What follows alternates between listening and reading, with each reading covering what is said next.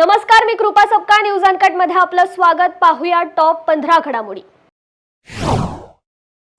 केंद्र सरकार सतत आपल्या कर्मचाऱ्यांसाठी विविध सोयी घेऊन येत असते, ज्याचा त्यांना खूप फायदा होतो. अशातच आता LIC कर्मचाऱ्यांसाठी एक आनंदाची बातमी समोर आली आहे. सरकारकडून LIC कर्मचाऱ्यांना मूळ वेतनात 17% वाढ मंजूर करण्यात आली आहे.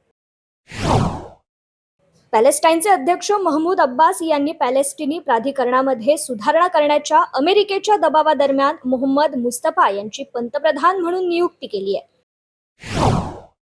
रशियात अध्यक्षपदाच्या निवडीसाठी शुक्रवारपासून मतदानाला सुरुवात झाली. ही मतदान प्रक्रिया 3 दिवस म्हणजेच रविवारपर्यंत चालणार आहे. सक्षम स्पर्धक नसल्याने या निवडणुकीत विद्यमान अध्यक्ष व्लादिमीर पुतीन यांचा एकतर्फी विजय निश्चित असल्याचं मानलं जात आहे.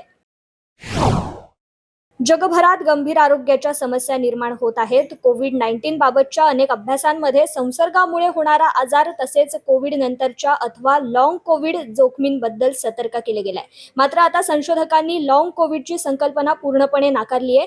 थकवा आणि अशक्तपणा यासारख्या समस्या सामान्य आहेत. याला लॉंग कोविड म्हणू नका, ही संज्ञा वापरणे थांबवण्याची वेळ आली आहे, असा दावा संशोधकांनी केलाय. दिल्ली दारू घोटाळा प्रकरणी सक्तवसुली संचालनालयाने मोठी कारवाई करत भारत राष्ट्र समितीचे नेते KCR यांची मुलगी के कविता यांना हैदराबाद येथून ताब्यात घेतलंय. ईडी आता के कविता यांना चौकशीसाठी तेलंगणातून दिल्लीत नेत आहेत. के कविता यांच्या हैदराबाद येथील निवासस्थानी ईडीने आज छापेमारी केली होती. मद्रास उच्च न्यायालयाने राष्ट्रीय स्वयंसेवक संघाशी संबंधित सेवा भारती या संस्थेबद्दल आक्षेपार्ह वक्तव्य केल्याप्रकरणी एका युट्यूबरला 50 लाख रुपयांचा दंड ठोठावलाय. तसेच न्यायालयाने आपल्या निर्णयात म्हटलं आहे की न्यायालयाने डोळ्यांवर पट्टी बांधलेली नाही किंवा न्यायालय डोळे बंदही करू शकत नाही. न्यायमूर्ती N सतीश कुमार यांच्या खंडपीठाने त्यांच्या 6 मार्चच्या आदेशात म्हटलं आहे की अभिव्यक्ती स्वातंत्र्याच्या नावाखाली कोणीही आपल्या घटनात्मक स्वातंत्र्याचा आणि अधिकाराचा गैरवापर करून इतरांच्या गोपनीयतेवर अतिक्रमण करू शकत नाही किंवा त्यांची प्रतिष्ठा खराब करू शकत नाही. बाजार नियामक सेबी बोर्डाची शुक्रवारी बैठक झाली, ज्यामध्ये अनेक मोठे निर्णय घेण्यात आले. FPI म्हणजेच विदेशी पोर्टफोलिओ गुंतवणूकदारांना दिलासा देण्यात आलाय. ईज ऑफ डुईंग बिझनेस अंतर्गत ज्यांची भारतीय गुंतवणूक कोणत्याही एका कॉर्पोरेटमध्ये 50% जास्त आहे, अशा FPI साठी अतिरिक्त सूट देण्यात आली आहे. आयोगाने संकेतस्थळावर निवडणूक रोख्यांचा तपशील जाहीर केला असला तरी तो अपूर्ण असल्याचे निदर्शनास आणत सर्वोच्च न्यायालयाने स्टेट बँक ऑफ इंडियाला शुक्रवारी फटकारले. राजकीय पक्षांना मिळालेल्या निवडणूक रोख्यांचे विशिष्ट क्रमांक उघडणे आवश्यक असल्याचे नमूद करत न्यायालयाने स्टेट बँकेला नोटीस बजावली आहे. द्रमुक हा पक्ष तमिळनाडूच्या भवितव्याचा शत्रू असून तो देश, संस्कृती आणि वारसा याचा तिरस्कार करतो, असा गंभीर आरोप पंतप्रधान नरेंद्र मोदी यांनी शुक्रवारी केलाय.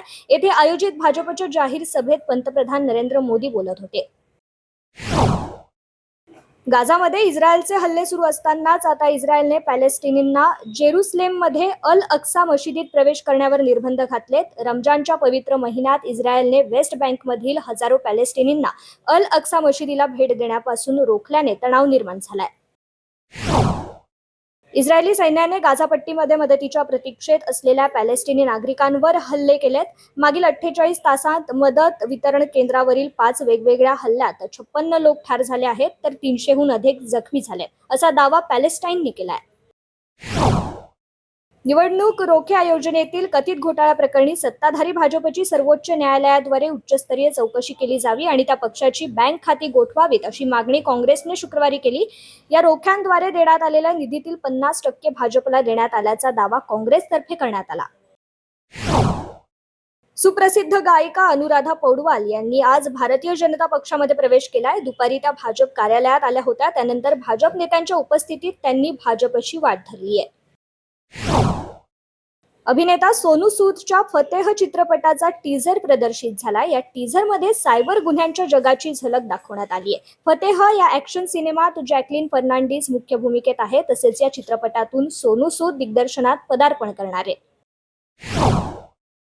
सिने इंडस्ट्रीचा एक काळ गाजवणारी लोकप्रिय अभिनेत्री म्हणजेच मधुबाला. आपल्या सौंदर्याच्या जोरावर मधुबालाने प्रेक्षकांच्या मनावर राज्य केलं. वयाच्या 9व्या वर्षापासून सिने कारकिर्दीला सुरुवात करणाऱ्या मधुबालाने अनेक सुपरहिट सिनेमे दिले. मधुबालाचा हाच जीवन प्रवास लवकरच रुपेरी पडद्यावर उलगडला जाणार आहे. Sony Pictures International production Madhubala या बायोपिकची निर्मिती करणार आहे.